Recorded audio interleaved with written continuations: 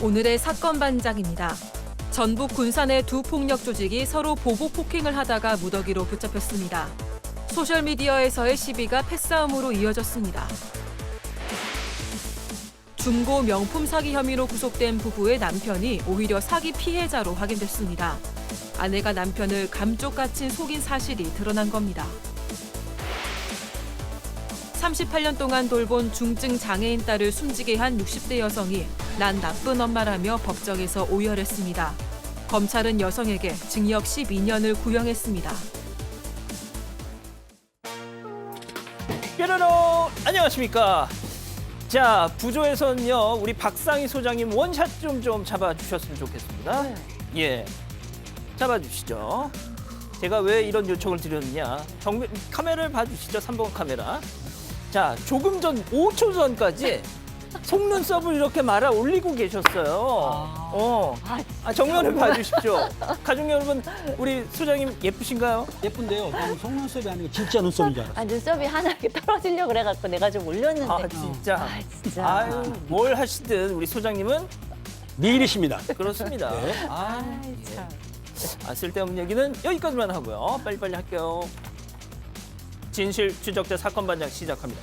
자, 울산 울주군 곰 사육 농가에서 곰 3마리가 탈출했다가 사살됐습니다. 지금 보시는 이 모습입니다. 지금 사살된 곰이 이렇게 잡혀 있는데요. 자, 그런데 이 곰들을 키우던 60대 부부가 그 농가 인근에서 숨진 채 발견됐다는 거죠. 이 부부의 몸에는 곰의 공격으로 생긴 걸로 보이는 상처가 있었답니다. 이 농장 무허가 사육 농장이었다고 하더군요. 자, 오늘 출연자 소개해 올립니다. 이자연 기자, 박지훈 변호사, 그리고 박상희 소장, 김은배 전 서울경찰청 팀장, 그리고 여기 박준혜 수호 선생님 나오셨습니다. 안녕하세요. 안녕하십니까. 일하느라 본방은 못 봐도 다시 보기 보면서 출근 준비해요 하신 하은님, 대신 울분을 토하고 함께 공감해주는 방송 하신 박순정님, JTBC의 시그니처 프로그램이 뭐라고요? 사건 반장. 왜 이렇게 작게 얘기해? 아무튼 사건 반장 하신 권성남님, 자, 신랑은 2년간 파나마로 출장 가고 아들놈은 밖으로 돌고 있지만 사반이 있어서 외롭지 않아요 하신 최기정님, 장사가 너무 안 돼서 힘들어요. 언제까지 버틸 수 있을까요? 힘을 주세요 하신 부산 반여시장의 금화인삼 임연창 사장님, 우리 박 변호사님 힘 좀 주십시오. 힘내십시오. 버티십시오. 좋습니다.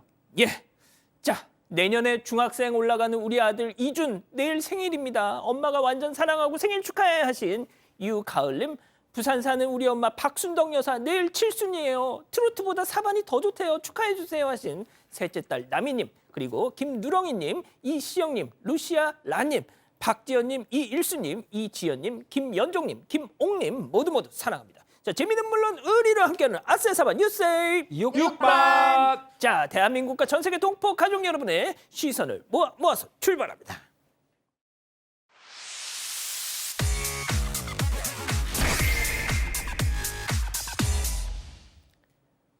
첫 번째 뉴스부터 가보죠. 화장실에 웬 라이터.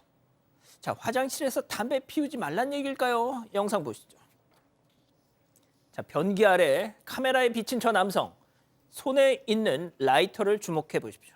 바로 불법 촬영 카메라를 설치하고 있는 모습입니다. 자, 이번엔 말이죠, 바닥에 카메라를 설치한 후에 변기에 직접 앉아가지고 세상에 저렇게 각도까지 확인합니다.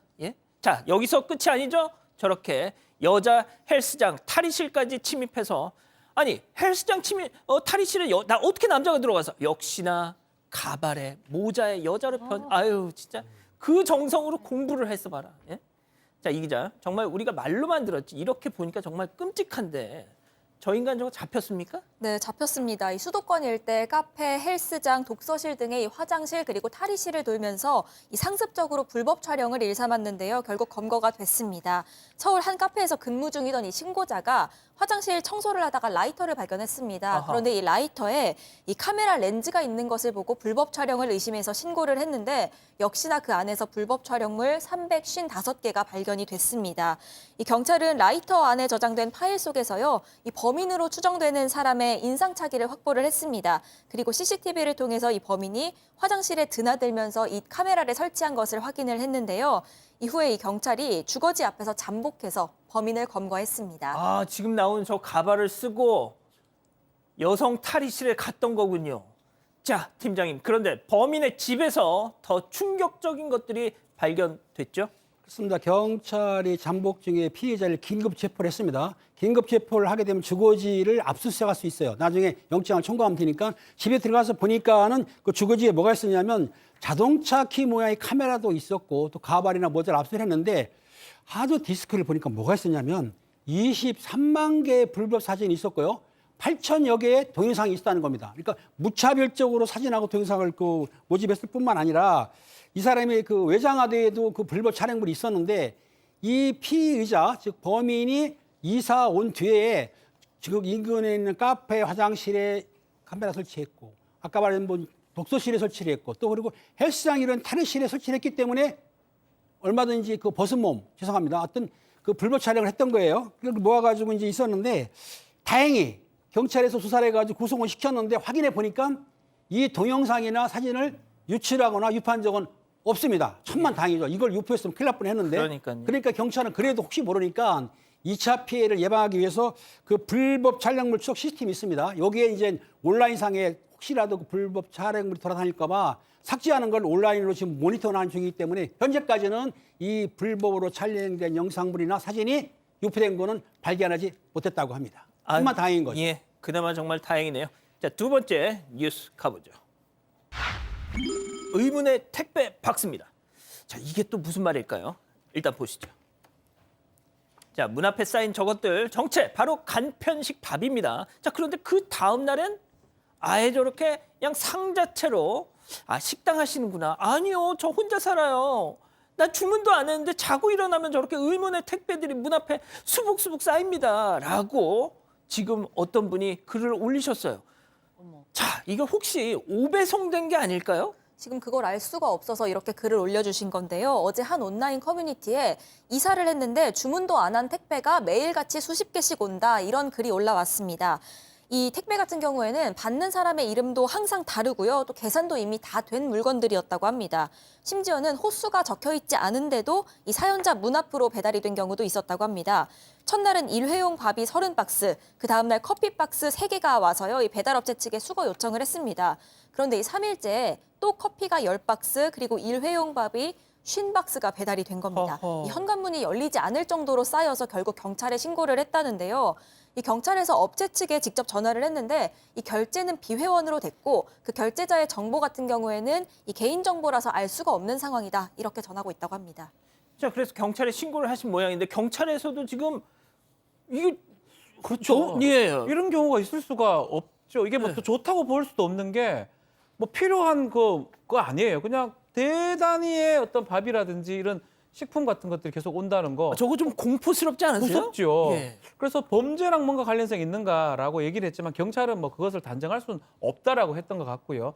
다만 이제 앞으로 택배 업체 전화해서 우리 쪽 주소로는 좀 배달하지 말라 요청을 했다라고 합니다. 아직까지 이제 이게 어떤 건지 후원을 하는 건지. 근데 후원을 한다면 정확하게 기간이 적혀 있을 거거든요.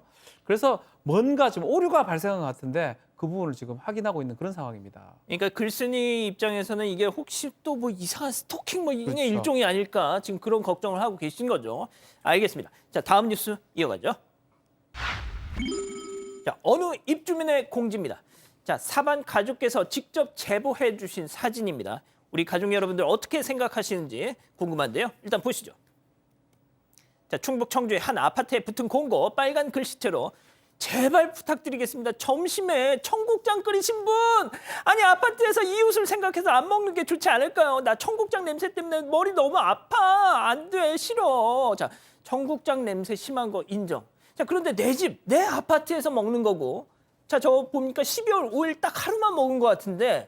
아하, 팀장님. 그렇습니다. 청주에는 한 아파트인데 12월 5일 날 점심에 어떤 분이 먹으려고 청국장을 끓였는데 그 냄새가 지독하지 않습니까? 그러니까 그걸 맡은 분이 아마 안내물을 붙였는데 뭐라고 했냐면 이웃 주민을 위해서 아파트에 청국장 조리는 안 하시는 게 어떨까요? 하긴 했는데 이 문제는 뭐냐면 청국장을 먹는 분은 맛이 있고 좋지만은 이 청국장 냄새가 별로 이렇게 유쾌하거나 뭐 상쾌하거나 통쾌하진 않거든요. 근데 중요한 건 더 있습니다. 청국장 냄새가 못에 스며듭니다. 그래서 만약에 박 소장님이 청국장을 먹었다. 내 앞에 싹 지나가면 냄새가 나요. 그러니까 이게 참 불쾌하죠. 그러면은 때문에 이게 아마 같은 공동주택이라 하더라도 개인 사생활은 보호되지만 그래도 냄새가 나는 청국장은 좀 안 끓이는 게 아마 이웃을 위한 배려가 아닐까 싶은데 요즘 청국장이 냄새가 덜 나는 게 나왔어요. 그럴 경우에는 문을 꽉 닫아놓고 냄새가 덜 나는 청국장을 살짝 끓이면 모르지만은 문을 열면 청국장 냄새가 배기 때문에 여러 사람 피해 줍니다. 청국장 웬만하면 끓여 마시고 밖에 나가 해보세요. 아니요. 팀장님, 그거는 아닌 것 같아요. 제가 그러니까 팀장님의 의견도 존중하는데, 네. 아니 내 집에서 저는 사실 이해하기 좀 어렵습니다. 우리 상린관계라고 민법에 규정이 돼 있어요. 약간의 소음, 약간의 냄새, 약간의 그런 것들은 이웃 간에 참아야 되는데 글쎄요. 청국장 냄새? 외국 사람이십니까? 청국장 냄새를 왜 못 견디십니까? 이해하기 어렵습니다. 다른 것도 몰라도 이 음식 냄새는 사실은 살아가는 기본이잖아요. 뭐 시체 냄새도 아니고 음식 냄새예요.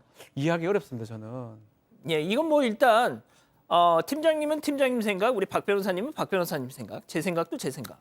자, 이건 뭐 입장에 따라서 팀장님 저를 막 때릴 것처럼 쳐다보세요 왜? 냄새 안 나는 게 있어요. 예, 물론 있죠. 많이 나는 거는 이웃한테 피해를 줄 수도 있기 때문에. 저 방금 진짜 무서웠어요. 막 너 이 자식 저 방송 끝나고 보자. 약간 이런 식으로 보시는 것 같아서. 아닙니다. 아닙니까? 알겠습니다. 자, 또 다른 사진 준비했죠? 보여주시죠. 자, 이번에도 아파트 공고문. 안녕하세요. 제가 저희 집 베란다에서 담배 피거든요. 어디선가 담배 냄새가 난다 하면 니들이 베란다 문을 꼭 닫아주세요. 나 분명 예고했습니다. 안녕. 아유 감사합니다라고 할 줄 알았냐? 야 소장님. 네. 담배 냄새랑 청국장 냄새 같지 않잖아요. 그리고 저거 네. 보십시오. 본인 집 호수를 물론 저희가 이제 가렸지만 떡 공개. 꼬우면 찾아와 막 이런 느낌이에요 지금. 그 간접 흡연은 폐암을 야기시킬 수 있거든요. 그리고 만약에 윗집이나 아랫집에서 뭐 흡연을 했는데 그 연기가 우리 집으로 올라오면 우리 집은 어른들도 싫지만 아이들을 키우고 있는 경우에 그 아이들이 그 담배 냄새를 맡아야 하거든요. 이걸 보니까 뭐 청국장처럼 뭐 의견이 서로 다를 수 있는 문제가 아닌 것 같아요. 이거는 이 정도 되면 정말 이렇게까지 당당하신 이유가 뭔지는 모르겠는데 그렇게 담배가 피고 싶으면 개인 주택으로 이사 가십시오. 아, 예, 알겠습니다. 자, 다음 뉴스 또 이어가죠. 도로 위에 무법자. 자, 무슨 일이 있었을까요? 영상 보시죠. 자, 여기는 홍대 입구역 사거리 왼쪽. 아이고 세상에 두 오토바이가 그냥 충돌 꽝 해가지고 양쪽 다 넘어졌어요. 자, 그런데 고통을 호소하는 와중에 자 오른쪽 오토바이 볼까요? 일어납니다. 괜찮은가 봐요. 그런데 오토바이를 이제 세워요. 설마 안 돼. 야, 너 어디가? 안 돼. 진짜 도망갔어요. 신호 위반도 모자라서 보신 것처럼 뺑소니까지. 박 변호사님. 사고를 왼쪽이 지금 화면상 봤을 때는 왼쪽 왼쪽이 넘어지는 오토바이가 이제 문제가 되는데 사고를 내놓고 도망가는 모습입니다. 예. 마찬가지로 뺑소니죄가 성립할 수가 있고요. 다만 이제 이 블랙박스 차량이 이제 보이는 그쪽에 이제 지금 다친 이 피해 오토바이 같은 경우는 이 피해 보상을 좀 받아야 되는데 사실은 거의 화면 이런 거 봤을 때는 CCTV로 찾기가 쉽지가 않습니다. 그래서 지금 잡을 수 있을지 그 부분은 좀 애매하다 하는데 이 경찰이 그 전 CCTV 전을 찾아내면 결국은 찾아낼 수가 있거든요. 그렇기 때문에 뺑소니 또 신호 위반 또 사고 낸 것까지 처벌이 되는 상황입니다. 저거는 심각한 사안이죠. 저 상황에 또 그냥 그걸 세워가지고 그냥 가버려요. 본인은 예. 안 아프다고 사고 냈으면 조치를 취하고 가야 되는데 가버리거든요. 그러니까요. 알겠습니다. 자, 또 다른 영상 보시죠. 자, 불박 차량 신호 잘 받고 교차로를 지나는데요. 자, 잘 갑니다. 근데 뭔가 지금 덜컹했죠. 일단 덜컹했어요. 지금 일단 차를 좀 세워 봤어요. 근데 후방에서 한번 볼까요? 후방에서 예, 자, 뒤에서 다가오는 불빛.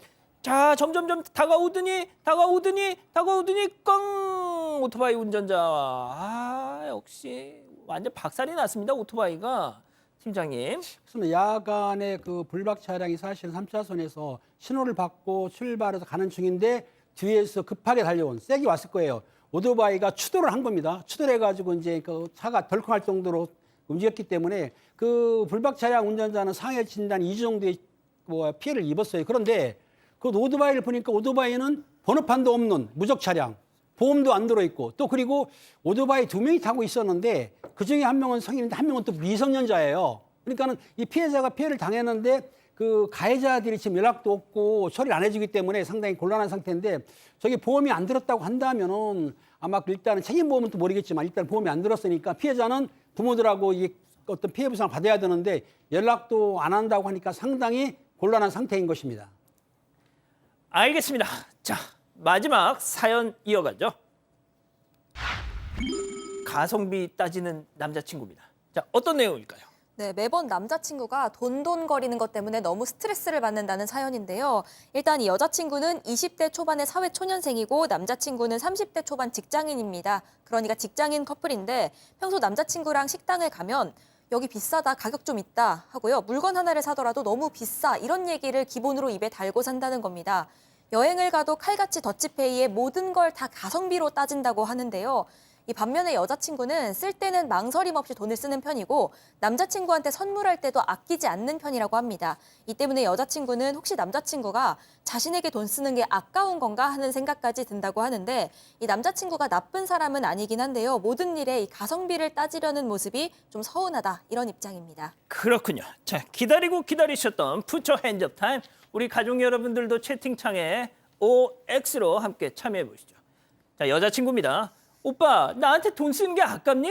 너 그럴 때마다 진짜 없어 보이거든? 아끼면 덩 된다. 쓸 때는 좀 쓰란 말이야, 동그라미. 아, 오늘도 역시 우리 박지훈 변호사님, 방송을 아는 우리 박 변호사님. 그냥, 자진해서 저렇게 십자가를. 예, 자, 이번에는 남자친구입니다. 자기야, 내가 한 푼이라도 아껴야 전세 아파트라도 장만할 거 아니야. 네가 아직 MZ라서 모르나 본데 30 넘어봐라. 다 이해된다, X. 자, 우리 팀장님부터. 그렇습니다. 연애할 때는 무슨 여성분이 지금 많이 쓰고 있지 않습니까? 그럼 맞춰서 쓸 정도는 돼야 되는데 너무나 가성비를 따지고 안 따지고 뭐 이렇게 아낀다고 한다면 연애할 때는 남성이 좀 써야 되고 결혼하면은 여성분이 알아서 아껴요. 그러니까 연애할 때는 여성보다는 남성이 좀 더 베풀어야 되지 않을까. 제가 생각이 구닥다른지 모르겠지만 저는 그렇게 생각하고 있습니다. 소장님. 네. 우리 팀장님이 제가 며칠 전에 댓글에서 봤는데 중년 스윗남 그만해 뭐 이런 또 얘기도 있더라고요. 그래요? 예, 아예 아닙니다. 하지만 저는 우리 팀장님의 의견 너무너무 존중하고요. 소장님. 네, 뭐 미래를 위해서 우리가 돈을 조금 더 아껴서 우리 미래에 뭐 집을 산다거나 뭐 이런 거에 적금을 든다거나 하자라는 마인드면 괜찮은데 그거 같지가 않고 여태까지 얘기한 거 보면 조금 더 손해보기 싫어하는 좀 여우 같은 좀 얄미운 남자 아닐까 싶은데 제 주변에 이런 성품의 남자분들과 연애 혹은 결혼을 하신 분들은 아주 화병에 걸려 있어요. 아, 진짜요? 너무너무 스트레스 받는다고들 그러시더라고요. 그래서 저는 좀 결혼할 사이기도 한데 좀 여자친구한테 좀 맛있는 것도 좀 먹여주고 같이 좀 베풀고 이러면서 행복하게 사는 게 중요하지 않을까 이 생각입니다. 그렇군요.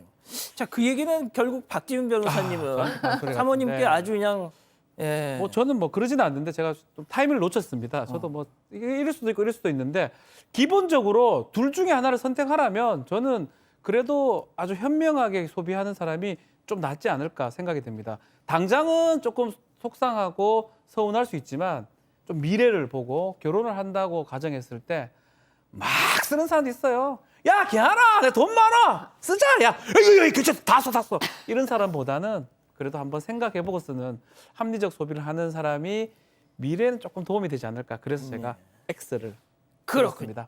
자, 우리 이자연 기자는 개인적으로 어떤 남성? 네, 근데 제 생각에는 절약이랑 좀 궁상은 조금 다른 것 같고 너무 어딘이 셌네요. 죄송합니다. 절약이랑 남한테 인색한 건 조금 다른 것 같거든요. 그러니까 돈의 가치도 있지만 경험이나 추억의 가치도 있는 거잖아요. 그래서 이런 게 좀 안 맞으면은 만남을 지속하기가 좀 힘들지 않을까 하는 생각이 좀 듭니다. 네, 저희 가족 여러분들은 또 우경민님은 돈을 귀하게 여기는 게 나쁜 건가요? 라고 말씀을 하시긴 했는데 김동윤님은 처음엔 잘 아끼고 생활력 강한 남자라고 생각했는데 결국은 자기 자식 입에 들어가는 음식까지 아까워해요 라고도 말씀을 하셨거든요. 알겠습니다. 자, 경기도 고양시 덕양구 신원동 사시는 최종숙 여사님 보고 계신가요? 내일 74 생신이시라고요. 아, 그걸 네가 어떻게 알았어? 그렇습니다. 바로 따님 정애경님이 저한테 연락을 주셨기 때문에 아는 거죠. 자, 생신 축하드리고, 아유, 74시면 말이죠. 팀장님, 한창 아니십니까? 저는 한창이죠. 예. 저는 작년이고요. 74도 한창이시니까 건강하게 재밌게 행복하게 사시면 좋겠습니다. 그렇습니다. 최 여사님, 까짓거 100살까지 가자!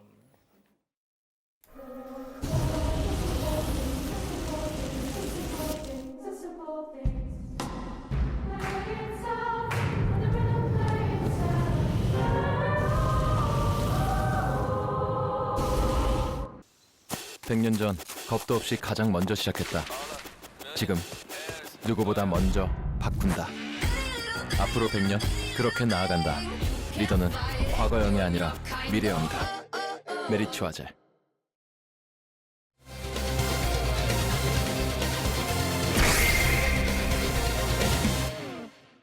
전북 군산의 두 폭력 조직이 서로 보복 폭행을 하다가 무더기로 붙잡혔습니다. 소셜미디어에서의 시비가 패싸움으로 이어졌습니다. 사건의 전말을 파헤쳐봅니다. 야, 진짜 아직도 이런 몇 번째 지금 조폭이고. 네, 맞습니다. 이 당시 폭행의 시작점이 됐던 영상을 좀 보면서 설명을 드리면요. 이 당시 길거리 모습인데 반바지를 입은 남성이 달려가서 주먹을 날리는 모습이 보입니다. 네, 저렇게 상대방이 아이고. 몸싸움을 하다가 땅에 쓰러졌는데도 주먹질을 멈추지 않는 어이구. 모습인데 당시에 지나가는 시민이 말렸는데도 이 폭행을 멈추지 않았다고 합니다. 이게 바로 그랜드파의 조직원이 경쟁 관계에 있는 백학관파의 조직원을 폭행하는 장면입니다. 지난 8월에 군산 지역의 양대 폭력 조직인 이 그랜드파와 백학관파 사이에서 벌어진 사건인데요.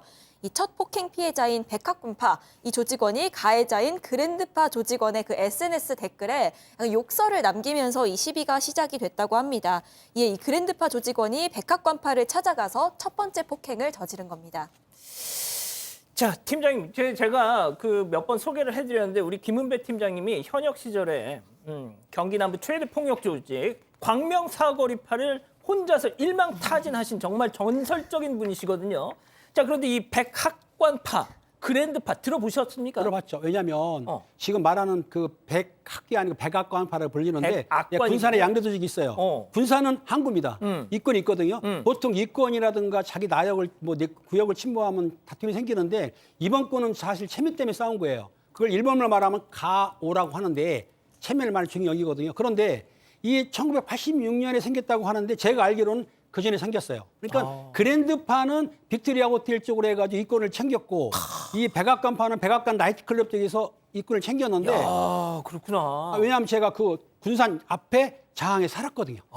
잘 알죠. 예. 양조직이 옛날부터 많이 다툼이 있었는데 아하. 사실상은 우열을 가리기는 힘들어요. 근데 쭉 지속되었던 범죄 조직인데 이번에 이 구역 때문에 싸운 건 아니고 SNS에 좀 무시했다고 싸웠기 때문에 사실상은 좀 다시 뜨거운 사건이긴 한데 이런 폭력은 경찰서 수사하지만은 앞으로는 없어야 되기 때문에 아마 경찰서에서 단호하게 조사를 할 거로 저는 생각하고 있습니다. 예, 제가 알기로도 제가 취재하기로도 백악관 나이트에서 시작이 돼서 그 이름이 따서 백악관파였는데 뭐 이후에 좀 이름이 바뀌었는지 일단은 백학관파로 요즘에는 또 보도가 되고 있더라고요. 자, 들으신 것처럼 오래된 두 조직 간의 폭행이라서 자, 그러면은 이게 또 뭐 한 번 치면 또 재보복을 하고 뭐 이러지 않습니까? 첫 번째 사건 체크포인트 짚어보죠.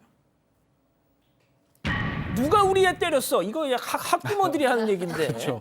조직 폭력배 간에 이제 어떤 체면 부분이 좀 있었던 것 같습니다.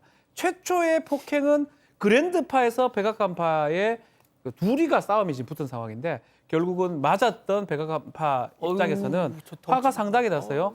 조직원들을 다 불러 모읍니다. 지금 보면 흉기 같은 것도 들고 있고요.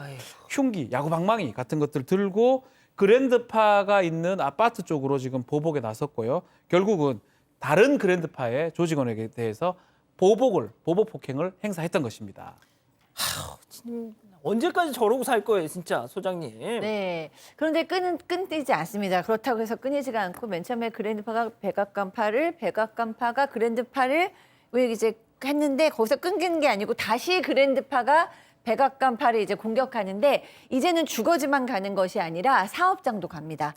그래서 뭐 주점을 하면 주점을 하고 여러 이제 여기저기서 사업을 하시는 데를 다 들어가서 뭐 야구방망이로 물건 부수고 구타하고 뭐 이렇게 싸움이 지금 점점 커져서 8월 28일부터 9월 1일까지 싸움이 계속 연속으로 이루어졌다고 합니다. 자, 그래서 결론은 어떻게 났습니까? 네, 일단 이번 사건과 관련해서 폭력행위 등 처벌에 관한 법률 위반 등의 혐의로 일단 그랜드파 소속 조직원 5명이 구속 기소가 됐습니다. 또 같은 혐의로 이 백악관파 소속 조직원 2명도 구속 기소가 됐고요. 한 명은 불구속 기소됐습니다. 자, 박 변호사님, 네. 그런데 이 8명 외에 또 다른 인물이 재판에 뿅 하고 튀어나와서 뭐 어떻게 됐다고요? 자, 이 문제가 좀 된 게 이 조직원 2명을 뭐 이게 영화에서도 많이 봤을 겁니다. 네가 가서 자진 신고해라라고 시켰던 상황이 생겼던 겁니다. 이 좀 조직의 간부가 두 사람 너희 가가 너희들이 싸움했다고 해라라고 수사를 좀 축소하게 또 경찰에 요구했던 이 간부들을 폭처법인데요. 이거는 범죄단체 구성 활동 혐의를 적용해서 이 사람들한테는 그런 범죄로 재판에 넘겼습니다. 예. 자, 제가 팀장님께 마지막으로 좀 여쭤볼게요. 네. 제가 좀 조사를 해봤더니 일본 야쿠자 같은 경우는 정말 지금 제도적으로 철퇴를 맞아서 거의 뭐 최대폭 야쿠자 조직 야마구치금이 있지 않습니까? 야마구치금이 알죠. 예. 네. 뭐 그런데도 요즘 막 쇠락해가고 있거든요. 이유가 있습니다. 일본에서는 그 무슨 입법을 통해 가지고 지자체에서 야쿠자 조직원을 등록을 하는 제도가 있나 봐요. 지자체마다. 그렇게 되면은 휴대폰 개설이 안 된답니다. 그리고 은행 거래가 안 된답니다. 자, 부동산 거래도 제한이 된답니다. 그러니까 사실상 정상 생활이 불가능할 정도로 사지를 그냥 다 묶어버리는 거예요, 제도적으로. 그러니까 지금 일본 야쿠자 같은 경우는 세대 교체가 안 돼가지고 젊은 애들이 안 들어온다는 거예요. 아하. 그래서 다 중장년 막 이런 사람들만 조직원으로 있어가지고 막 그렇다는 거죠. 우리나라도 이제 좀 뭔가 좀 제도적인 그런 게 있어야 될 것 같아요. 근데 우리나라는 그 폭력단을 그 등록하는 법이 없기 때문에 등록을 못 하는데 이런 거는 뭐냐면 사실 옛날에 그 전에 그러니까 피의자들이 도주하지 않습니까? 찾지를 못 하는데 피의자들을 간부들이 출석시킬 테니까 좀 약하게 해달라든지 범단을 빼달라고 하는 경우는 있었는데 이 사람이 사실 그걸 옛날 생각을 했던 거예요. 그래가지고 경찰에 요청을 했는데 경찰에서는 받아들이질 않고 검찰에 송치를 했고 검찰에 있는 그 오땡땡 형사 1부장께서 군산지청에 아마 이럴 수가 있냐. 조직 폭력배들이 무슨 딜을 하려고 하느냐. 그렇기 때문에 아마 청탁 같은 거를 뿌리뽑기 위해서 아마 확실하게 직접 수사해가지고 아마 입건한 것 같아요. 물론 불구속을 했지만은 아마 기소 단계에서는 범죄 단체 조직으로 아마 입건을 해서 송치할 거기 때문에 기소를 할 것 같아요. 그러면 더 처벌받죠. 어찌됐든 이 간부는 착각을 했던 것 같아요. 옛날 생각에서 자기가 출두시켰으니까 예. 조금 경하게 처벌받으려고 했는데 오히려 홍을 더 붙이게 된 거죠. 예, 알겠습니다. 아무튼 엄한 처벌을 좀 받았으면 좋겠네요. 첫 번째 사건 이렇게 정리하고요. 두 번째 사건 이어갑니다.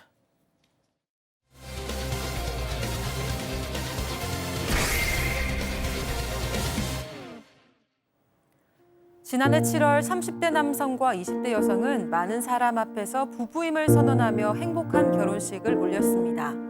여성은 올해 3월 새 쌍둥이까지 출산했다고 하는데요. 남편도 시댁 식구들도 좋아했다고 합니다. 하지만 이들의 행복은 오래가지 못했습니다. 부부가 억대의 중고 명품 판매 사기단으로 구속된 건데요. 그런데 검찰 수사 결과 충격적인 사실이 드러나게 됐고 결국 공범으로 지목된 남편만 석방됐습니다. 왜 남편만 혐의를 벗게 된 걸까요?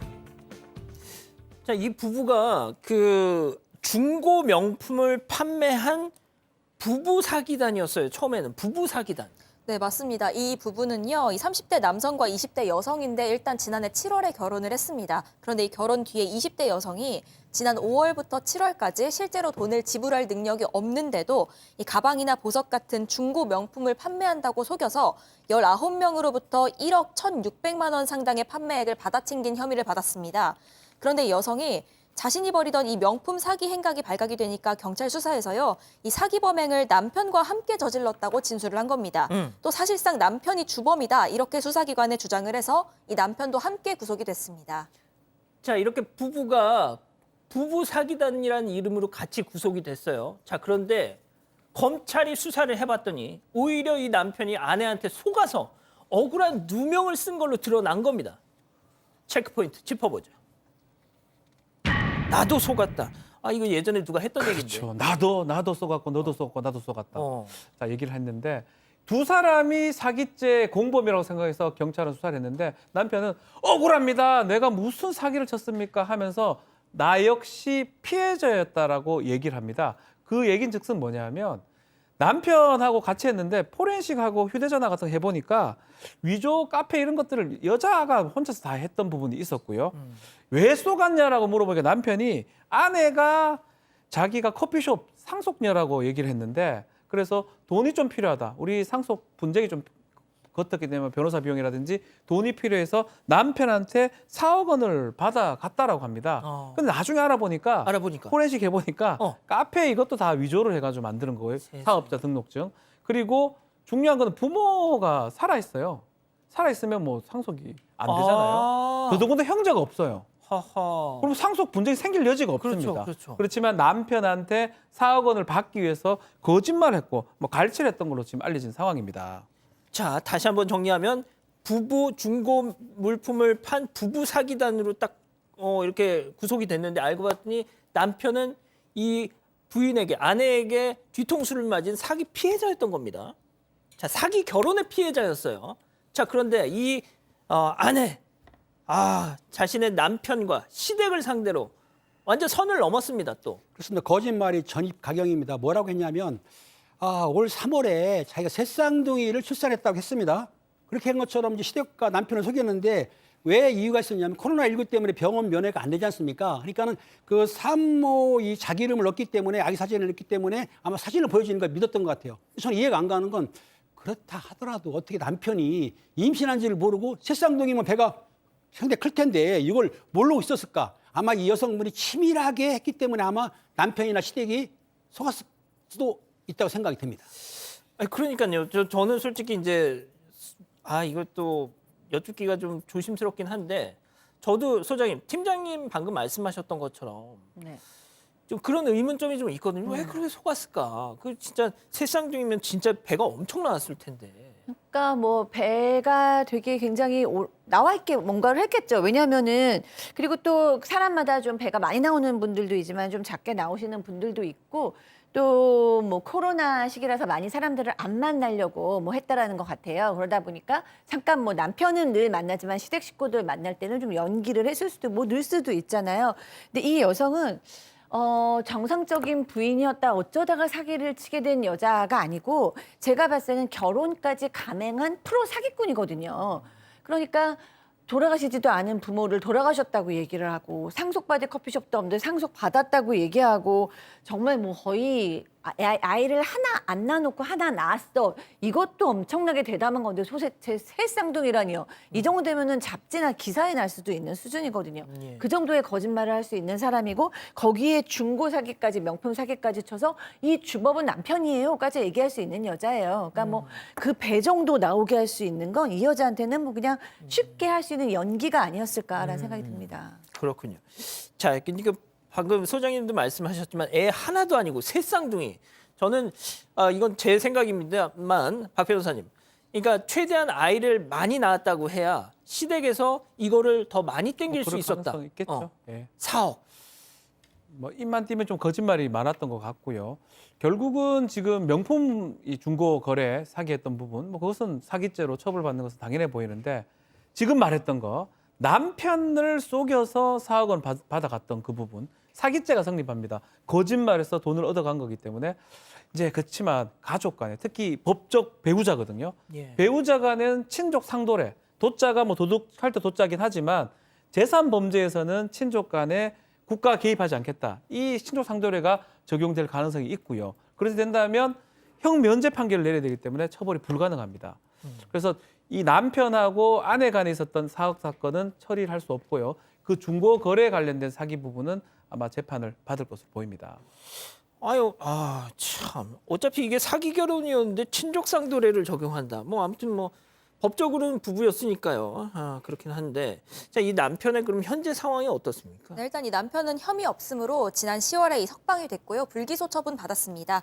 이 검찰 관계자는 남편으로부터 편지를 하나 받았다고 이렇게 전했는데 그 예. 내용은 이 가족으로부터 철저히 수사해줘서 억울한 일도 풀릴 수 있다는 희망을 갖게 됐다. 끝까지 포기하지 않고 성실하게 살아가겠다. 이런 내용이 담겼다고 합니다. 또 검찰 관계자는 앞으로도 억울한 피해자가 생기지 않도록 최선을 다하겠다고 밝혔습니다. 자, 팀장님.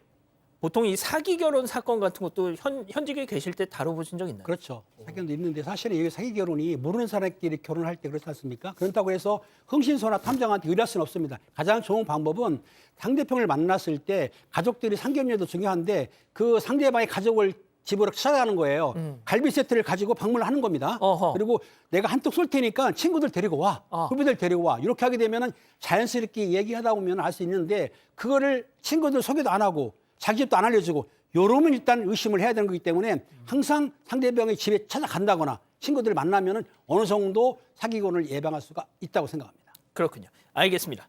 자, 두 번째 사건 이렇게 정리하고요. 세 번째 사건 이어갑니다.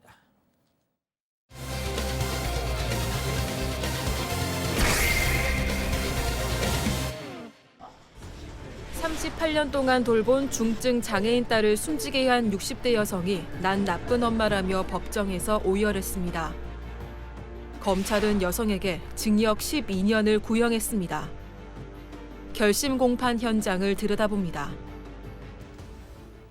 자, 이번 사건은 말이죠. 우리 가족 여러분들도 좀 많이 들어오셔가지고 좀 어떻게 생각하시는지 좀 의견을 좀 많이 좀 주셨으면 좋겠어요. 예. 자, 딸을 살해한 살해죠. 60대 엄마. 어제 결심 공판이 있었습니다.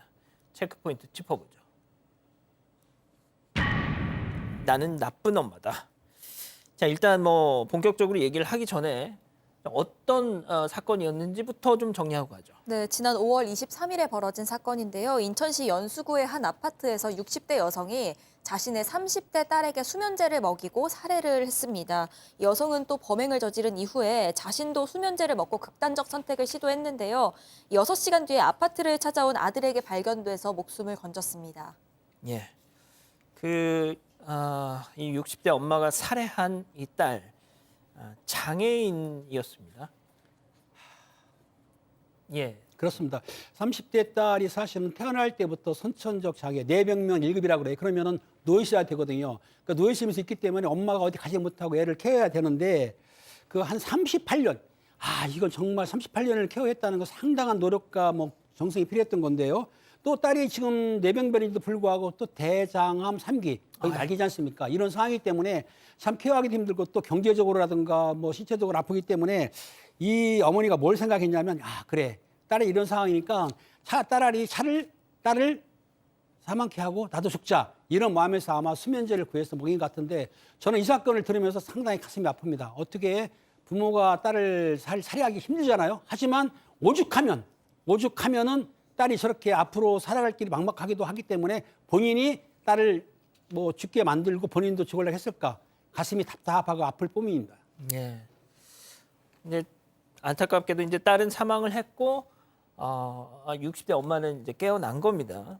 자, 그러면 소장님 왜 혼자 이 60대 어머니는 38년이라는 긴 기간 동안 네. 혼자 이거를 할 수밖에 없었던 건지. 네. 그러니까 일단 뭐 위탁시설에 보낼 만한 경제적 여력은 되지 않았고요. 그리고 남편이 계시지만 남편은 생계를 위해서 이제 타지를 다니시면서 돈을 버셔야 했고요. 그리고 아들이 또 한 분 계시는데 아들은 이제 결혼을 하면서 독립을 했다고 합니다. 그러니까 이제 오롯이 혼자서 이 딸을 뇌병변 1급은 정말 모든 걸 다 옆에서 해줘야 되잖아요. 보행도 식사도 용변도 이동도 차를 탈이 양쪽 팔을 못 쓰시는 정도이기 때문에 모든 걸 다 이 어머니 혼자서 하시던 상황입니다. 그러니까 이제 이 대소변을 치운다라는 게 뭐 저도 이제 저희 어머니가 이렇게 아프셨을 때 그걸 해봤던 경험이 있는데 정말 좀 힘들더라고요, 진짜 많이. 그래서 근데 이걸 38년 동안 하셨다는 거잖아요. 예. 자, 그런데 이제 박 변호사님이 일단 일반적인 어떤 살인범들이야 당연히 구속이 되지만 그래도 이 60대 여성 어머님은 그래도 구속을 안 시켰더라고요. 그렇죠. 살인죄 뭐 방법을 여하를 묻지 않습니다. 생명을 인위적으로 단축시켰을 때 살인죄가 되고 그걸 의도했던 것은 뭐 당연하기 때문에 그 자식이든 누구든 살인죄는 성립할 수밖에 없는 상황인데 일반적으로 살인죄라면 범죄가 중대하죠. 사형, 무기, 5년 이상 징역에 처할 수 있는 범죄이기 때문에 구속영장이 되는 경우가 일반적인데 다만 이 사건에서는 증거 인멸 우려, 도주 우려 이 부분이 없다라고 봤던 것 같습니다. 이 친모, 범행 자체를 모두 인정하고 있고 또 혹시나 밖에 나가서 자신의 삶을 포기하지 않겠다라고 진술했기 때문에 이것이 뭐 증거인멸 우려라든지 도주 우려가 없다고 봐서 구속의 필요성이 인정 안 된다라고 얘기를 했고요. 특히 판사는 그런 얘기도 했었어요. 영장 실질 심사 하기 전에 뭐 범행 동기 그때 고려는 했는데 그 기자들이 질문이 있었어요. 딸한테 미안하지 않느냐 하니까 예. 너무 미안하다 같이 못 살았어. 그러면서 울었던 부분 이런 부분도 좀 반영이 됐지 않을까 생각이 듭니다.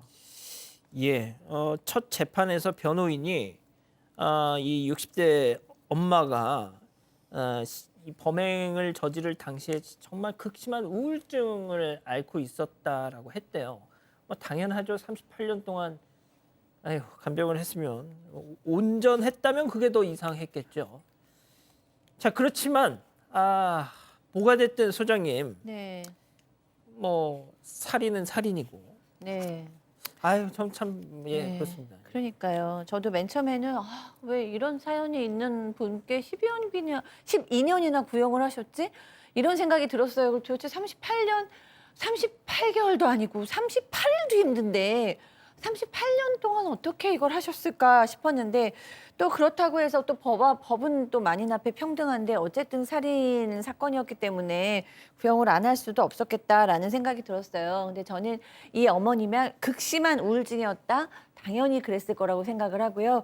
그다음에 심신미약 상태였다. 당연히 그랬을 거라고 생각하고요. 이 어머니는 본인의 우울증과도 싸워야 했지만 뇌병변 1급이라는 딸의 모습 그리고 그 딸이 그것만으로도 너무 안쓰러운데 대장암 3기까지 받으면서 너무 고통스러워했다는 거예요. 딸의 그 고통을 보아야 하는 어머님의 마음은 정말로 찢어졌을 것 같습니다.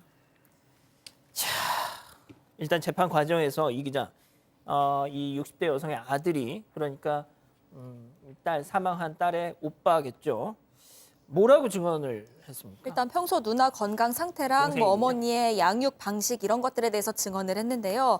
이 어머니는 의사소통이 전혀 되지 않는 이 누나에게 그러니까 자신의 자식에게 예. 대소변 냄새가 날까 봐 매일 깨끗하게 닦아주고 다른 엄마들처럼 세상에. 옷도 예쁘게 입혀주면서 키웠다고 했습니다. 그러면서 이 어머니가 항상 긍정적으로 생각하며 살던 분인데 누나가 암 진단을 받고 엄마가 많이 힘들어하셨다면서 살이 그때 너무 많이 빠져서 다른 사람 같았다 이런 얘기를 했습니다.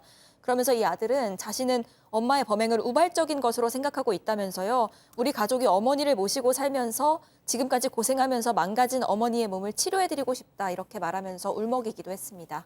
예. 자, 일단 뭐 이 결심 공판에서는 피의자들이 최후 진술을 하지 않습니까? 이 60대 여성 최후 진술 내용 좀 제 소개해 진술을 주시죠. 했는데 내용이 예. 뭐였냐면요. 그때 당시에는 제가 버틸 힘이 없었다. 그래서 내가 죽으면 딸을 누가 돌볼 수 있겠냐. 여기서 끝내자는 생각을 했기 때문에 그런 식으로 했다는 얘기고 이런 말 하면서 오해를 했다고 그래요. 방청객이 참 숙연해졌는데 이때 이제 그 변호인은 뭐라 했냐면 최후 변론에서 죄는 명백하다. 하지만 38년 동안 대소변 받아내면서 얼마나 힘들었겠냐. 뇌병변을. 그런데 그게 문제가 아니라 사실상은 그 말기 대장암은 고통스럽지 않습니까? 그러니까 고통을 끝내주려고 했기 때문에 이 사건이 사실은 수면제를 미리 준비했기 때문에 검찰에서는 이게 계획범죄로 볼 수도 있어요. 하지만 그런 내용이 아니고 고통을 끌려고 우발적으로 했기 때문에 우발적인 범행이니까 참작해 달라고 진술을 했습니다. 자, 소장님 짧게 좀 부탁드리겠습니다. 뭐가 됐든 이게 우리 사회 그러니까 당장 제가 사건 반장 지금 진행 2년째 하면서도 이와 유사한 사건을 한 몇 번을 더 했던 기억이 납니다. 네. 네, 그러니까 저도 이제 장애 가족들의 상담을 하다 보면 그분들이 참 이렇게 이교동성으로 하시는 말씀이 뭐냐면 시설이 필요하다는 거예요. 그러니까 병원도 학교도 센터도 납병원 뭐 모든 것이 다 부족하다라는 거예요. 있지도 않고 가려면 너무 오래 기다려야 되고 그래서 이제 이렇게 정말 사각지대에 있는 가족들의 이 장애 가족은 좀 정부에서 도와줄 수 있고 좀 보호해 줄 수 있는 그런 시설이 필요하지 않을까 이런 의견도 굉장히 지금 많이 나오고 있는 상황인 것으로 알고 있습니다. 자, 박 변호사님. 네. 제가 우리 가족 여러분들 지금 많은 의견 주시고 있는데 그건 제가 마지막에 우리 이 기자한테 묻고요. 검찰은 일단 12년을 구형을 했고 일단 재판부의 판단만 남은 건데 어떻게 될까요? 자, 왜 12년을 구형했냐면 살인죄가 성립하는 거는 뭐 이론의 여지가 없습니다. 우리가 양형을 판단할 때 있어서는 동기 부분을 가장 많이 봅니다. 아마 검찰 입장에서는 뭐 그렇게 참작할 만한 동기는 없다라고 봤던 것 같아요. 계획적인 요소도 있는 것 같고. 그래서 동기가 보통 동기일 때는 한 10에서 16년 정도가 되고 그 중간적인 정도인 12년형을 좀 구형한 것으로 보이는데 다만 이제 재판부에서 동기가 만약 참작할 수 있다. 예컨대 대장암 3기라는 그런 부분, 또 진지한 반성이 있다라고 가정하면 참작할 만한 동기가 된다 그러면 양형은 많이 줄어듭니다. 그렇다면 7년, 5년 정도까지도 가능하기 때문에 그 부분이 아마 판결 선고할 때 가장 봐야 될 부분으로 생각이 됩니다. 예. 자, 이 기자 우리 가족 여러분들 말씀 좀 전해 주시죠. 네, 양영희님은 저도 어머니 아프실 때 대소변 받아낼 때 많이 힘들었는데 친모가 안쓰럽습니다. 힘들었을 것 같아요. 혼자서라고 말씀해 주셨고요.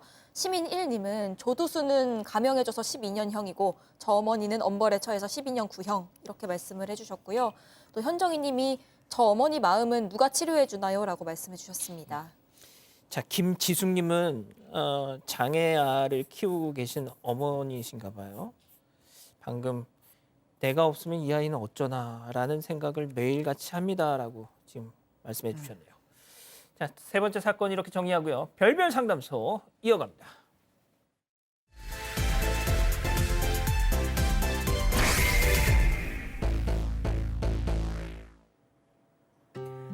한 식당에서 우연히 손님과 종업원으로 만나 한눈에 반하게 된 천 씨 부부.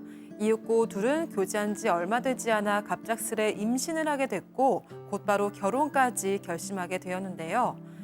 하지만 너무 빨랐던 결혼 진행이 이들에게 독이 되었던 걸까요?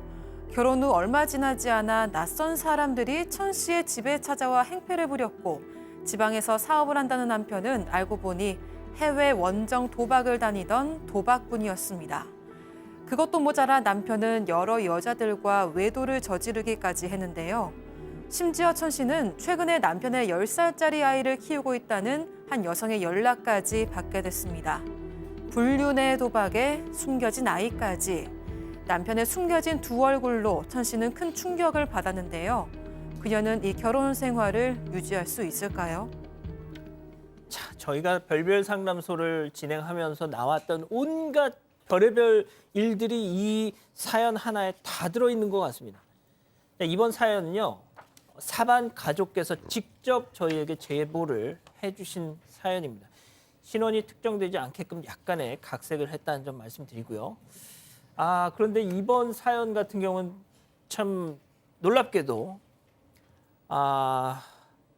한국 사람이 아닙니다. 네, 이 제보자분 천 씨는 태국 사람입니다. 한국에 온 지 2년 만에 현재 남편을 만났다고 하는데 이 당시에 천 씨는 한 식당에서 서빙을 하고 있었습니다. 종업원이었는데 그 식당에 자주 오던 단골이었던 이 남성이랑 서로 호감이 생겨서 연인 관계로 발전을 한 겁니다. 그러던 중에 만난 지 2개월 만에 이 천 씨가 임신을 하게 됐는데요. 이 남성 같은 경우에는 이미 한 차례 결혼에 실패한 경험이 있었습니다. 그래서 이 남편은 처음에는 아이를 지우자고 했는데 얼마 뒤에 생각을 바꿔서 아이를 책임지겠다 하면서 결혼을 하자고 얘기를 한 겁니다. 그래서 이 천 씨랑 남편은 만난 지 한 3개월 만에 결혼을 하게 됐고 현재는 7살 난 아들을 키우고 있는 상황입니다. 자, 지금 우리 가족 여러분들이 야 이게 무슨 뭐 이혼을 하고 말고 고민할 여지가 있냐라고 하시는데 맞습니다. 지금 이 천 씨 역시도 이혼을 지금 결심하신 상태예요.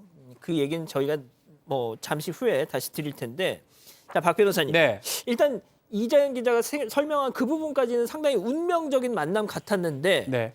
자, 그런데 신혼 초부터 뭔가 야 이거 좀 이상하다. 자, 요까지는 운명적인 것 같아요. 그렇지만 신혼 초에 좀 이상한 일들이 자주 발생합니다. 아이 낳기 전인데요. 매일 밤에 누가 문 두드리는 소리 났고 남편이 기겁을 하면서 나가서 뭐 이렇게 얘기했던 그런 부분이 많았던 것 같아요. 그래서 뭐냐고 물어보면 아는 동생이 그냥 놀러 온 거다라고 말했고요. 어. 그렇지만 계속적으로 왔는데 어느 날 또 통통통 왔는데 그 사람은 집 안까지 들어와서 행패를 부렸습니다. 어허. 알고 봤더니 이 남편이 사채를 끌어다 쓰고 있었고 아이고. 그 돈을 갚지 못해서 사채업자가 집까지 찾아온 것이었던 것입니다. 소장님, 뭔가 비밀이 많아 보입니다. 딱 봐도. 네, 이제 걱정의 시작입니다. 그러니까 사채업자가 왔다는 거를 네, 시댁 어른들한테 얘기해서 시댁 어른들이 이 돈을 갚아줬어요. 그러니까 남편이 이제 정말 잘못했어. 그러면서 나 이제부터 주말마다 지방으로 가서 돈을 열심히 벌어올게. 그러고 이제 지방으로 내려가서 열심히 일을 했어요. 그래서 아내는 다행이다. 우리 남편이 정신을 차렸구나. 그러고 뭐 이제 돈도 벌어오는 거예요. 그래서 정말 다행이다. 이제 아이만 낳고 잘 살면 되겠다라고 생각을 했어요. 했는데. 근데 이제 어느 날 출장 가는 이 캐리어가 있는데 예. 이 부인이 한번 그 캐리어를 보게 됐어요. 봤더니 근데 지방으로 가는데 여권이 필요 없잖아요. 근데 캐리어 안에 여권이 있는 거예요. 여권. 그래서 이게 웬 여권이지? 그러고 딱 열어봤더니 마카오 도장이 땅땅땅땅 찍혀 있는 거예요. 나중에 이제 수소문해서 알고 보니까 지방에 일하러 간 것이 아니고 또 사채를 끌어들여서 마카오에 원정 도박을 간 것이었습니다. 팀장님 어쩌면 좋아 진짜. 마카오 원전을 도박을 하니까 이 여성분이 너무 놀래가지고 남편한테 따졌습니다. 왜 당신이 지방에 일 안 다니고 마카오 가서 원정 도박을 하느냐 물어봤더니 남편이 네가 뭔데 왜 상관이야? 응? 내가 아니, 도박하는 부인이 상관을 안 하면 누가 상관이야 거라 그럼? 적반하장. 그러니까 이 남자는 배째라로 나가는 거예요. 아하, 그러니까 참. 이 여성분이 사실은 외국인이니까 친정은 어디 태국에 멀리 있어요. 도움도 못 받아. 그리고 아마 친구들도 별로 없으니까는 그렇죠. 생각하다가 그래. 그럼 시집 쪽에 도움받자 싶어서 시부모한테 사정을 설명하고 남편을 도박을 못하게 좀 설득해달라고 했더니 시부모가 오히려 아마 남편이 도박하는 걸 알고 있었던 것 같아요. 뭐라고 했냐면은 남자가 도박도 하고 그럴 수 있지 뭘 그거 가지고 그래. 너는 애만 보면 되잖아. 응? 토달지 말고 그냥 열심히 애 낳아. 아니 이게 말이 됩니까? 이렇게 했기 때문에 이 여성분은 도와줄 사람도 없고 또 그리고 자기가 뭐 말해도 시가해서 저 도와주지 않기 때문에 할 수 없이 그래 참고 견디자 하면서 참고 있었던 거죠. 자, 유일한 어떻게 보면 서포터가 돼줄 줄 알았던 시어머니라는 사람이 얘 남자가 도박도 하고 그럴 수도 있는 거지. 이건 어쩜 좋아 진짜. 네, 그런데 이 도박과 사채에 대한 충격이 가시기도 전에 이 천 씨는 더 큰 충격을 받는데요. 또 뭐가 있어요? 네, 바로 이 남편이 여러 여자들이랑 외도를 저지르고 있었던 겁니다. 심지어 이 남편은 이걸 숨기려고 하지도 않고 너무 당당하게 대놓고 다른 여자들이랑 연락을 주고받았다고 하는데요. 이 아들이랑 천 씨가 있는데도 무시하고 다른 여자랑 대놓고 외박을 하기도 했습니다. 이 천 씨는 남편한테 화도 내고 애원도 해봤지만 소용이 없었다고 하고 이 천 씨가 아는 외도 상대만 3-4명에 이른다고 합니다. 자, 소장님 보통 외도하면 네, 그러니까 몰래라도 하지 않습니까? 네. 지금 들으신 것처럼 야, 나 아예 그냥 대놓고 한다는 거 아니에요? 이건 무슨 심보인가요, 이거는? 그냥 뭐 아내를 아내 취급을 하지 않는 거죠. 그냥 무시하는 거죠. 네가 참으려면 참고 말려면 말고 아이를 낳아도 네가 기르려면 기르고 못 기르면 할 수 없고 뭐 이런 식인 것 같아요.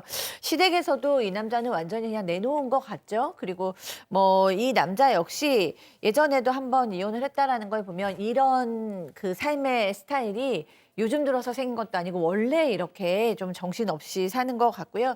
이 지금 천 씨가 어떻게 보면 해외에서 오셨잖아요. 예. 그러니까 친구도 없고 가족도 없고 도와줄 아무도 없다라는 것을 아니까 오히려 더 큰 소리를 치면서 마음대로 해봐 이렇게 나오는 것이 아닌가라는 생각이 드네요. 자, 이 천 씨, 이분께서 보내주신 메일을 제가 처음 읽었습니다. 근데 아무래도 약간 문장이 좀 지나치게 비문인 거예요. 그래서 좀 이렇게 뭐 일단 무슨 내용인지는 대략은 알겠는데 잘 이게 맥락이 없길래 알고 봤더니 그러니까 이렇게 태국 분이신 겁니다. 자, 박 변호사님. 네.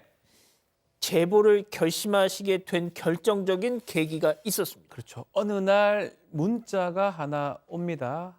아이가 있다. 남편의 아들을 키우고 있다라는 문자고요. 그래서 사실 그 문자에 대해서 답변하기가 좀 곤란하잖아요. 그러다 보니까 소위 말해서 당황하고 문자를 씹었더니 예. 나중에는 유전자 검사 결과를 문자 메시지로 또 보냈던 겁니다. 그래도 사실 계속 안 보니까 SNS에 찾아와가지고 악성 댓글 달고 매일매일 욕설 문자를 보내서 협박까지 했다고 합니다. 팀장님 어쩌면 좋아 진짜. 그러니까 이 여성분이 남편한테 물어봤습니다. 이 어떤 내용이 세세히 말해라 했더니 남편이 뭘 하겠냐면은 내가 10년 전에 잠깐 만났던 여자인데 정신 이상한 여자야. 그러니까 신경 쓰지 말고 그냥 무시해보라고 답변을 했습니다. 그러니까 여자 생각엔 남편 말 듣기 위해서 그냥 무시했더니 그게 아닙니다. 그 문자 오는 걸 차단하면 전화번호를 다른 걸로 해서 또 계속 악성 문자가 오는 거예요. 또 그뿐만 아니고 아마 이 아들 그 7살짜리 있지 않습니까? 사진을 구했는지 그 사진을 보내면서 죽여버리겠다. 내 아들 죽인다는 거예요. 얼마나 무섭겠습니까? 그렇게 협박을 했고 또 하루에 20통, 30통 전화를 하니까 이 여성 입장에서는 상당히 괴롭기도 하지만 무섭기도 하고 또 그랬다고 해서 남편이 해결을 안 해주니까 정말 곤란한情경에 빠진 거죠. 아니 경찰에 신고해야지. 스토킹 아니 스토킹. 하루에 문자를 20-30개씩 보낸다는데요. 네, 이천 씨도 너무 스트레스를 받아서 스토킹으로 신고가 가능한지 알아봤는데요. 이 봤는데. 경찰이 하는 말이 어. 그런데 그쪽도 답장으로 욕설을 보내셔서 쌍방이라 신고가 안 됩니다 하는 답을 받으신 겁니다. 아이고. 그러니까 이 여성이 욕설 문자를 계속 보냈잖아요. 그러니까 이 천 씨도 화가 나서 당연하죠. 욕설로 대응을 한 거예요. 그런데 이 사실 때문에 법적 조치가 안 된다는 그런 답변을 받은 겁니다.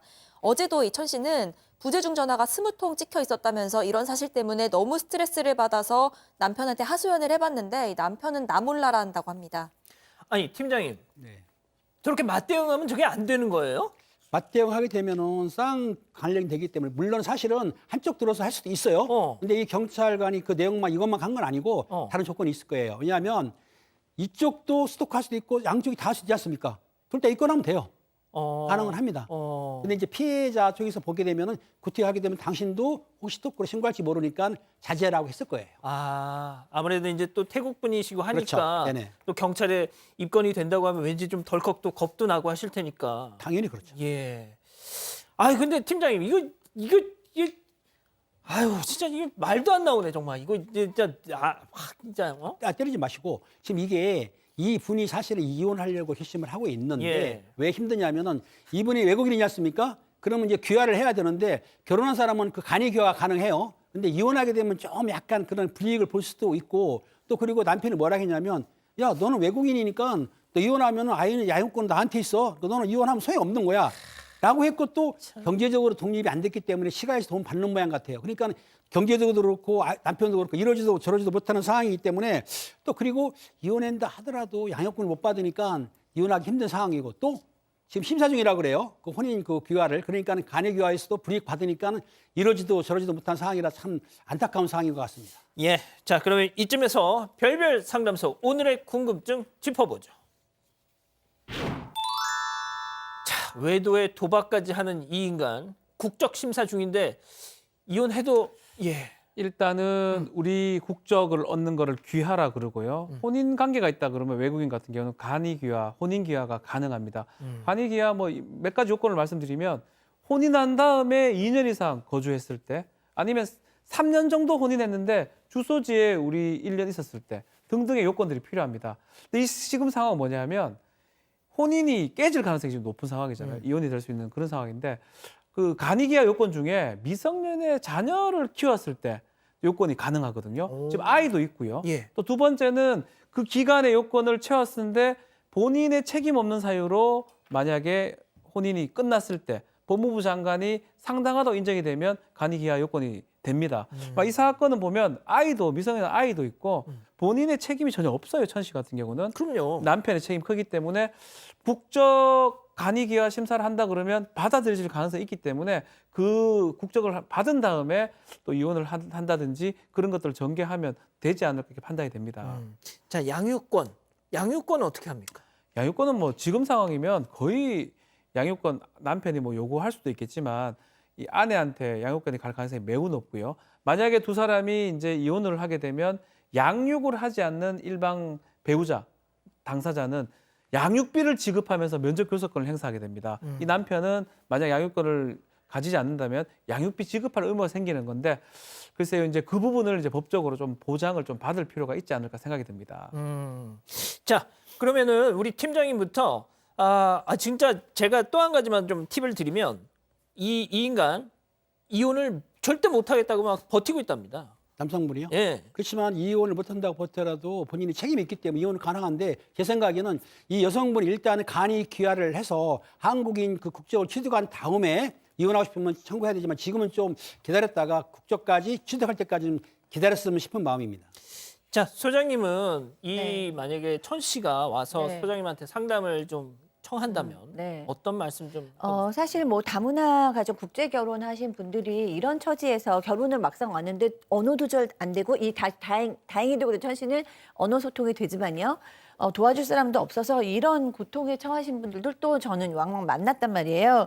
근데 이런 분들이 저는 이제 사건반장에도 이렇게 제보를 해주신 건 정말 잘한 거다. 왜냐하면 이분은 되도록 많은 정보를 아실 필요가 있고 많은 도움을 줄 사람들을 만나실 필요가 있다라고 생각을 해요.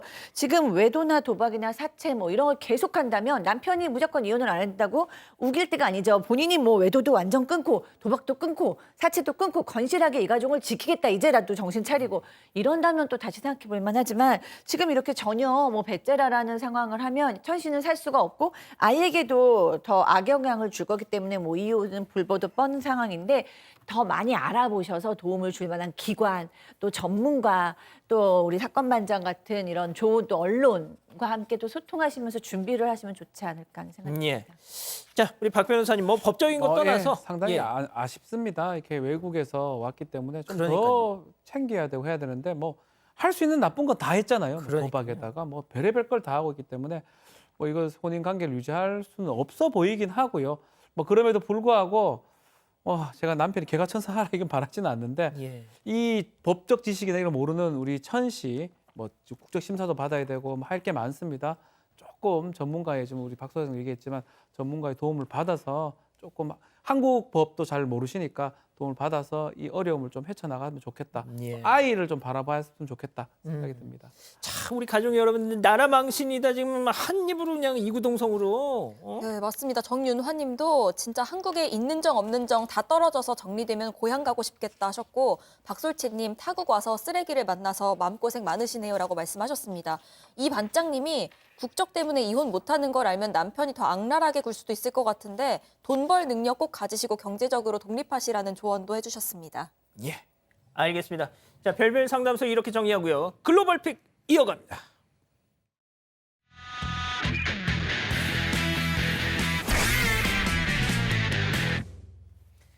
자, 오늘 첫 번째 픽 중국으로 가보시죠. 네, 차량이 도로를 달리고 있습니다. 그런데 앞서가던 차량이 갑자기 흙먼지와 함께 사라집니다. 차량이 도로에 있는 임시 건물을 들이받고 고가도로 아래로 추락한 겁니다. 사고 잔해들이 도로 여기저기에 흩어져 있고요. 이 놀란 사람들이 하나둘 차량 주변으로 모이기 시작합니다. 지금 차량이 완전히 뒤집어졌어요. 네, 그렇습니다. 이 도로 아래로 추락한 차량은 심지어 뒤집힌 채로 떨어졌는데 문제는 안에 운전자가 아직 타고 있었다는 겁니다. 아이고. 이에 지켜보던 시민들, 운전자를 구하기 위해서 힘을 합하기 시작합니다. 하나둘 차를 밀고 있고요. 이 시민들이 힘을 모아서 차를 들어 올리자 무사히 저렇게 차량을 뒤집을 수 있었습니다. 이어서 이 소방차랑 구급대원들이 사고를 수습하기 위해서 현장에 도착합니다. 자, 과연 무사할까요? 네, 보시면 이 차량이 형체를 알아볼 수도 없을 만큼 찌그러져 있죠. 운전자가 괜찮은지가 다들 궁금하실 텐데 운전자는 부상을 입고 병원으로 옮겨져서 치료를 받고 있습니다. 한편 운전자가 왜 갑자기 고가도로 아래로 떨어지게 된지는 알려진 바가 없는데 이에 대해서 이 경찰이 사고 원인을 조사하는 중입니다. 그렇군요. 자, 다음은 미국으로 가보시죠. 네, 모자를 뒤집어 쓴 두 남성이 망치로 진열대를 마구 에헤이. 부수고 있습니다. 예상하신 것처럼 예. 이들은 지금 보석을 훔치려는 겁니다. 심지어 직원들이 버젓이 있는데도 당당하게 범행을 이어나가는데요. 이를 목격한 직원이 경찰에 신고했습니다. 당연히 잡았겠죠. 네, 이 신고를 받고 출동한 경찰, 곧바로 매장 안으로 진입하는 모습입니다. 그런데 이때 도망가려는 범인과 격렬한 몸싸움을 벌이는 모습인데요. 오. 이렇게 발버둥치는 범인을 어떻게? 다리로 붙잡고 끝까지 놔주지 않죠. 심지어 다리를 걸어서 넘어뜨리기까지 하는 모습입니다. 오. 네, 한 다리. 결국은 오. 테이저건으로 범인을 제압하는 데 성공했습니다. 야, 공범들은요, 공범. 네, 그런데 아까 보셨던 것처럼 이 보석 훔치던 범인이 한 명이 아니었죠. 예. 경찰과 몸싸움을 벌인 범인을 포함해서 4명이 검거가 됐습니다. 그리고 경찰은 현재 현장에서 도망친 다른 한 명을 쫓고 있습니다. 아. 한편 최근에 이 지역에서만 강도 사건이 무려 5건이나 있었다고 하는데 그 피해 금액만 150만 달러, 우리나라 돈으로 19억입니다. 심지어 이 쇼핑몰은 불과 한 달 전에도 비슷한 일을 겪은 것으로 전해졌습니다. 그럼. 자, 다음은 최근 온라인에서 화제가 되고 있는 영상 함께 보시죠. 자, 여성의 한쪽 눈이 하얗게 반짝이고 있습니다. 자, 이번에는 불을 끄자 파란색 빛이 나죠. 손을 움직일 때마다 꺼졌다 켜졌다가 자유자재로 눈동자에 불빛이 들어옵니다. 오, 어떻게 하는 거예요? 신기하죠? 저거? 예. 여성이 한쪽 눈에 착용한 게 직접 제작한 레이저 의안입니다.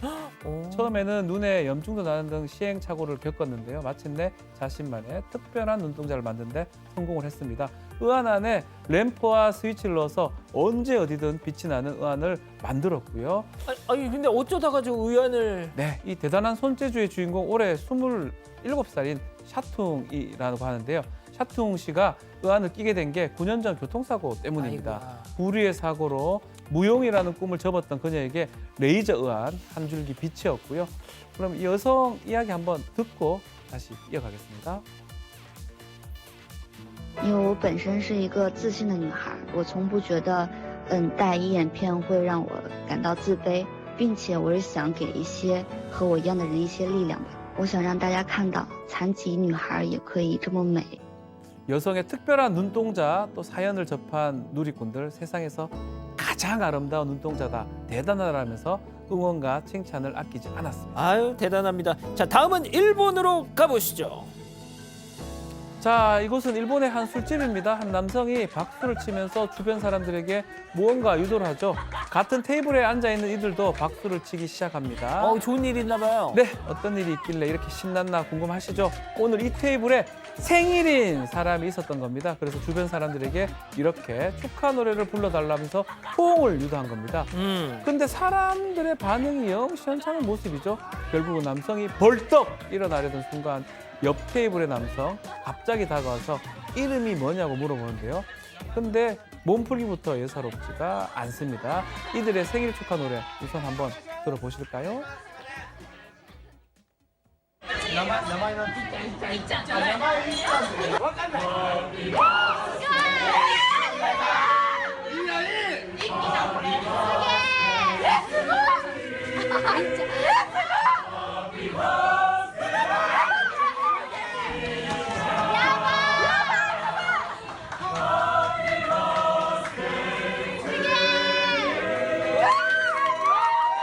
뭐 이렇게 잘 불러?